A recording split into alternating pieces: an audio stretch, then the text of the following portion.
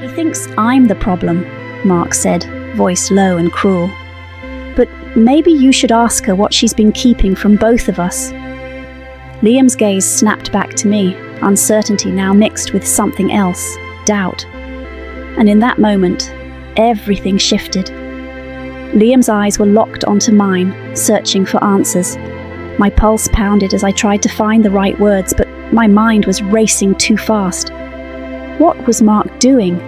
What was he trying to twist? Mark leaned back, arms crossed, waiting. He knew exactly what he was doing, planting doubt, turning the moment against me. Anna? Liam's voice was quieter now, cautious. I swallowed hard. I don't know what he's talking about. Mark let out a slow, mocking laugh. Oh, come on, he said. You've been pretending for so long, maybe you even believe it yourself. Liam's gaze flickered between us. Just say it, he urged. I took a shaky breath. There's nothing, Mark cut me off. Tell him about the money. The room tilted, my stomach twisted into knots. Liam frowned. What money? I could barely form the words. It's not what you think, Mark scoffed. Oh, I think it is. The account you've been hiding, the one with my name on it. Liam's expression darkened. You're lying. Mark pulled his phone from his pocket, tapping a few times before holding the screen up. See for yourself. Liam hesitated, then took the phone. His face shifted as he scrolled. Anna, what is this? My throat tightened. It's an old account. I was saving money. For us, Mark smirked. For you mean? You've been planning to leave, haven't you? Liam's hands tightened around the phone. He looked at me, his voice unreadable. Is that true? I felt exposed, like the ground beneath me was crumbling. I didn't want to tell you like this. Mark stepped closer, voice laced with venom. She's been playing you too, kid. Liam stared at me, his trust shaken. So all this time, tears burned my eyes. I was trying to protect myself. Mark gave a satisfied nod. Guess you're not the only liar here. Liam's expression hardened, and for the first time, he didn't know who to believe. The silence between us was unbearable. Liam's expression was unreadable, his grip still tight on Mark's phone. I could see the conflict in his eyes, years of trust and understanding now tangled in doubt. Mark had done what he set out to do. He had turned Liam against me, or at least made him question everything he thought he knew. I took a step forward, my voice barely above a whisper. Liam, I wasn't lying to you. His jaw tensed. But you didn't tell me the truth either. My heart clenched. I wanted to. I just didn't know how. I was afraid. Mark chuckled darkly from behind him. Afraid of what? That your little plan would fall apart? I ignored him, keeping my focus on Liam. Afraid that if I told you, you'd feel trapped in the middle. You've already spent years trying to be the better person, holding this family together in ways your father never could. I swallowed hard. I didn't want to put that weight on you. Liam looked away, his fingers running over the edge of the phone. So, you were leaving? Tears welled in my eyes. I thought about it. I had to. Mark stopped seeing me as a person a long time ago, and I took a shaky breath. I didn't want to waste the rest of my life waiting for things to change. Mark scoffed. So dramatic. Liam turned on him then, his voice sharp. You don't get to talk. Mark's smirk faltered. Liam exhaled, shaking his head. I can't believe I didn't see it before. His eyes met mine again, and something in them softened. You were just trying to survive. I let out a breath I didn't realize I was holding. Mark scoffed again, stepping back. You're both pathetic. But his voice lacked the edge it had before. Maybe because he knew he had lost. Liam turned to me. So, what now? I wiped my eyes, standing taller. Now, I leave, but I won't disappear. I care about you, Liam. You're not the reason I stayed, but you are the reason I kept hoping things would get better. Liam gave a small nod, understanding settling in. Mark shook his head, grabbing his keys off the counter. You'll regret this, he muttered before heading out the door. I watched him go, feeling lighter than I had in years. The weight of his presence, his control, it was finally lifting. Liam sighed, running a hand through his hair. I guess that's it then. I smiled, a sad but hopeful smile. It's the start of something new. And for the first time in a long time, I truly believed that. A frustration he had been holding back. I let out a breath I hadn't realized I was holding. It's just how things are, I murmured, pushing my food around my plate. Liam shook his head. That's not how things should be. His words lingered between us, heavy and undeniable. I knew he was right. I had known for a long time. But when you live in a situation long enough, you start convincing yourself that it's normal, that maybe you're expecting too much, asking for too much. Mark wasn't always cruel, but that was the problem. His coldness came in waves. Some days he barely spoke to me. Other days he acted as if nothing was wrong, as if the distance between us didn't exist. That inconsistency was exhausting. I met Liam's gaze, searching for something, an answer maybe, or just reassurance. But what I saw was concern, deep and unwavering. It made my chest tighten. "You don't deserve this," he said softly. A lump formed in my throat. I wanted to respond, to brush it off or change the subject, but I couldn't. Because for the first time in a long while, someone had said the words I had been too afraid to admit to myself. Before I could find my voice, we heard a noise from the hallway. Footsteps. Mark was still awake. And he had been listening. The air in the room shifted instantly. My stomach tightened as the footsteps grew louder, slow and deliberate.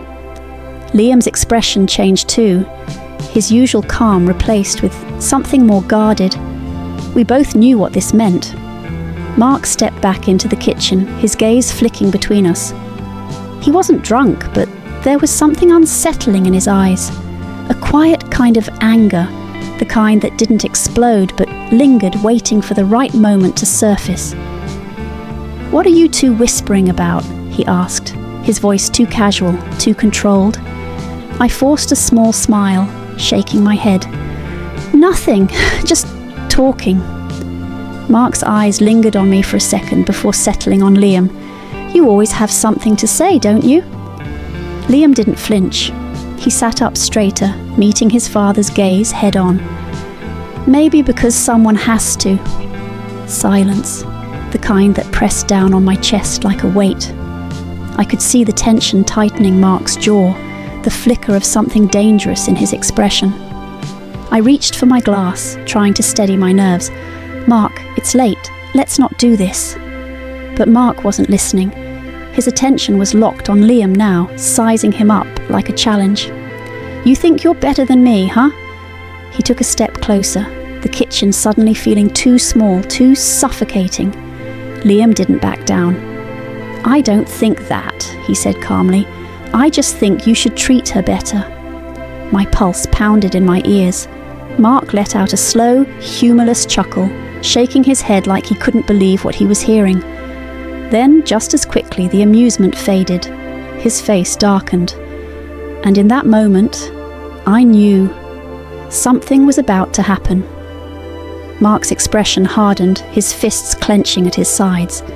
The tension in the room was unbearable, thick with the weight of everything unsaid. My breath caught in my throat as I watched the silent standoff between father and son. Mark had always been dismissive, cold, but this was different. There was something dangerous in his eyes. Then, just as suddenly as the moment had come, Mark exhaled sharply and scoffed, shaking his head. "You don't know anything, kid," he muttered, turning away like he was done with the conversation. But I knew better. Mark never let things go that easily. Liam stayed still, watching him carefully. "Maybe I don't," he said, "but I know she deserves better than this." Mark froze mid-step.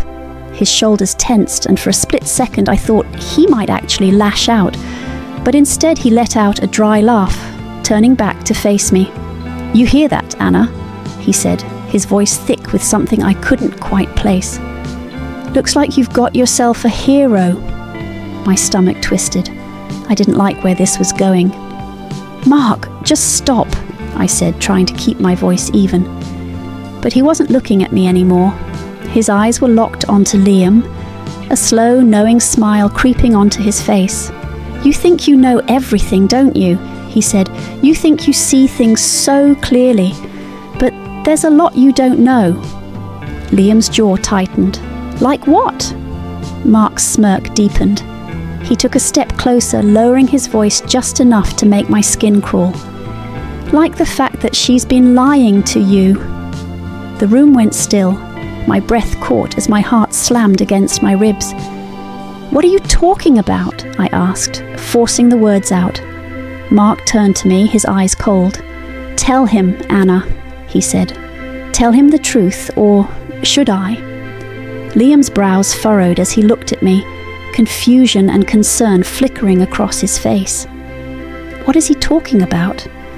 I felt trapped, my mind racing, trying to piece together what Mark was hinting at. But before I could respond, he leaned in just enough for his next words to hit like a hammer. The moment I stepped into my house that evening, something felt different. It wasn't the usual tension I had grown used to, nor the suffocating silence that often followed arguments. Instead, there was laughter, warm, genuine laughter.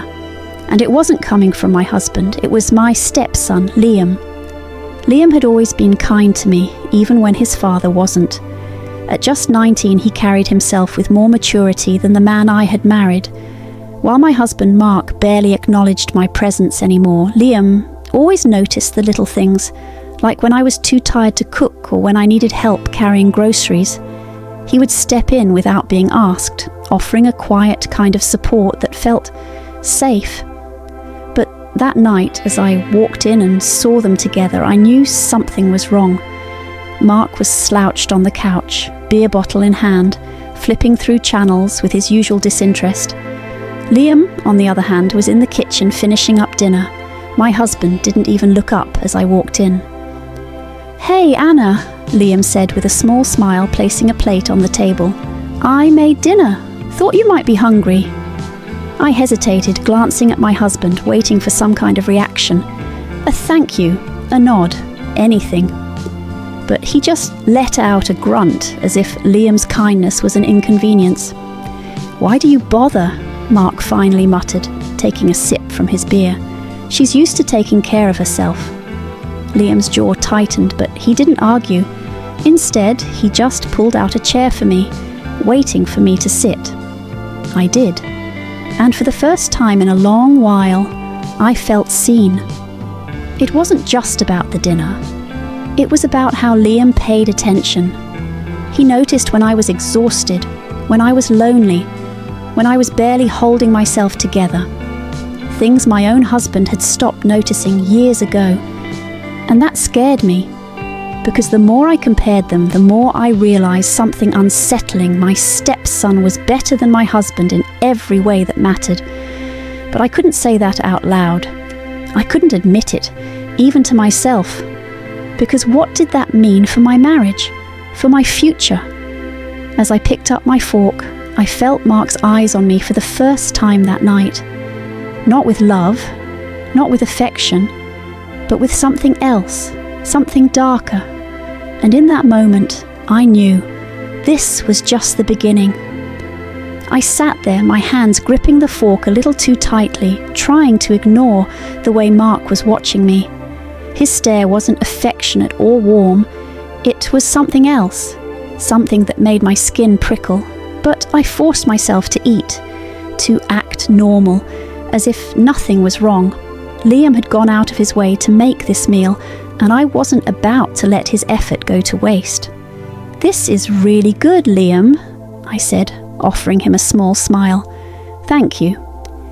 He nodded, but I could see the tension in his face. He had noticed Mark's stare too. Mark let out a low chuckle, shaking his head. "You're acting like he just saved your life. It's just dinner." Liam didn't respond. He just kept eating, his jaw tight. I wanted to say something to call Mark out for the way he dismissed every act of kindness like it didn't matter, but I knew better. Arguing never led anywhere.